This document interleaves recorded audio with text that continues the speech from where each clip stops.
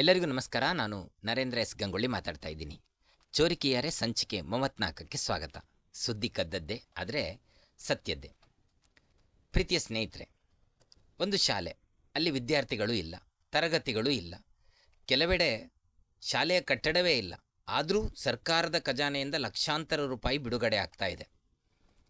ಹೌದು, ಇದು ಸಿನಿಮಾ ಕಥೆಯಲ್ಲ, ಭಾರತದಲ್ಲೇ ನಡೆದ ಅಧಿಕೃತ ತನಿಖೆಯ ಕತೆ.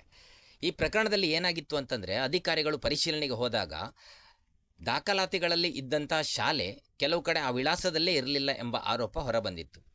ಹೌದು, ಇದು ಗೋಸ್ಟ್ ಸ್ಕೂಲ್ ಹಗರಣ, ಭೂತದ ಶಾಲೆ ಅಂತ ನಾವು ಕರಿತೀವಿ. ಎಕ್ಸಾಕ್ಟಾಗಿ ಏನಾಗಿತ್ತು ಅಂತಂದರೆ, 2025ರಲ್ಲಿ ಮಧ್ಯಪ್ರದೇಶದಲ್ಲಿ ಅಲ್ಪಸಂಖ್ಯಾತ ವಿದ್ಯಾರ್ಥಿ ವೇತನ ಯೋಜನೆಯ ಪರಿಶೀಲನೆಯ ವೇಳೆ ಅಧಿಕಾರಿಗಳಿಗೆ ಕೆಲವು ಡೌಟ್ಗಳು ಕಂಡುಬಂದವು. ಅಸಮಂಜಸ ಅನ್ನಿಸುವಂಥ ವರದಿಗಳು ಕಾಣಿಸಿದ್ವು. ಕೆಲವು ಶಾಲೆಗಳು ಸರ್ಕಾರದಿಂದ ವಿದ್ಯಾರ್ಥಿ ವೇತನದ ಹಣವನ್ನು ಪಡೆದಿದ್ದವು. ಆದರೆ ಪರಿಶೀಲನೆ ವೇಳೆ ಆ ಶಾಲೆಗಳ ಮಾನ್ಯತೆ, ವಿದ್ಯಾರ್ಥಿಗಳ ಸಂಖ್ಯೆ ಮತ್ತು ವಿಳಾಸಗಳ ಬಗ್ಗೆ ಗಂಭೀರ ಪ್ರಶ್ನೆಗಳು ಎದ್ವು ಮತ್ತು ಆ ಶಾಲೆಗಳು ಇದ್ವಾ ಅನ್ನೋದು ಬಹಳ ದೊಡ್ಡ ಪ್ರಶ್ನೆ ಆಗಿ ಕಂಡುಬಂತು. ತನಿಖೆಯಲ್ಲಿ ಅಧಿಕಾರಿಗಳು ಕಂಡುಹಿಡಿದಂಥ ಪ್ರಮುಖ ಅಂಶಗಳು ಏನಾಗಿತ್ತು ಅಂತಂದರೆ, ಸುಮಾರು 40ಕ್ಕೂ ಹೆಚ್ಚು ಮದರಸಗಳು ಮತ್ತು ಅಲ್ಪಸಂಖ್ಯಾತ ಶಿಕ್ಷಣ ಸಂಸ್ಥೆಗಳು ಪರಿಶೀಲನೆಗೆ ಒಳಪಟ್ಟಿದ್ದವು. ಆದರೆ ಕೆಲವು ಸಂಸ್ಥೆಗಳು 8ನೇ ತರಗತಿವರೆಗೆ ಮಾತ್ರ ಮಾನ್ಯತೆ ಹೊಂದಿದ್ರೂ ಕೂಡ 11 ಮತ್ತು 12ನೇ ತರಗತಿಯ ವಿದ್ಯಾರ್ಥಿಗಳ ಹೆಸರಿನಲ್ಲಿ ವಿದ್ಯಾರ್ಥಿ ವೇತನಕ್ಕೆ ಅರ್ಜಿಯನ್ನು ಸಲ್ಲಿಸಿದ್ದವು ಮತ್ತು ವಿದ್ಯಾರ್ಥಿ ವೇತನವನ್ನು ಪಡೆದುಕೊಂಡಿದ್ದವು ಕೂಡ. ಒಂದು ಪ್ರಕರಣದಲ್ಲಿ ಅಂತೂ ಒಂದು ಶಾಲೆ ತನ್ನ ವಿಳಾಸದಲ್ಲೇ ಕಾರ್ಯನಿರ್ವಹಿಸ್ತಾ ಇರಲಿಲ್ಲ ಎಂಬ ಆರೋಪದ ನಡುವೆಯೂ ಸುಮಾರು 29 ವಿದ್ಯಾರ್ಥಿಗಳ ಹೆಸರಿನಲ್ಲಿ ಸುಮಾರು 1,65,000 ರೂಪಾಯಿ ವಿದ್ಯಾರ್ಥಿ ವೇತನವನ್ನು ಪಡೆದಿರುವುದು ಕೂಡ ತನಿಖೆಯಲ್ಲಿ ಬೆಳಕಿಗೆ ಬಂದಿದೆ. ಶಾಲೆನೇ ಇರಲಿಲ್ಲ, ಆದರೆ 29 ವಿದ್ಯಾರ್ಥಿಗಳ ಹೆಸರಿನಲ್ಲಿ 1,65,000 ರೂಪಾಯಿ ವಿದ್ಯಾರ್ಥಿ ವೇತನ ರಿಸೀವ್ ಆಗಿದೆ.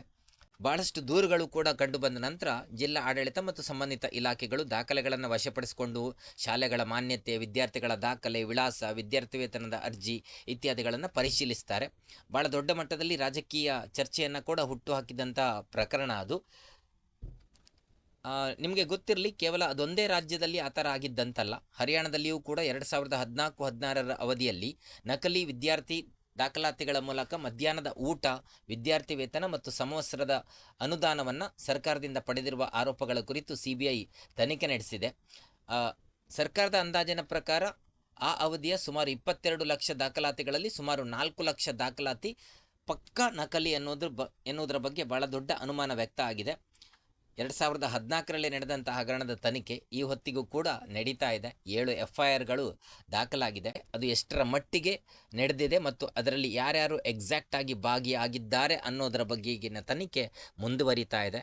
ನಿಮಗೆ ಗೊತ್ತಲ್ಲ, ಬಹುಶಃ ಇನ್ನು 10 ವರ್ಷವೂ ಆಗ್ಬೋದು, 20 ಆಗ್ಬೋದು, 30 ಆಗ್ಬೋದು, ಗೊತ್ತಿಲ್ಲ. ಸಿಕ್ಕಿಬಿದ್ದ ನಂತರ ಇನ್ನೊಮ್ಮೆ ಆ ಬಗ್ಗೆ ಮಾತಾಡೋಣ.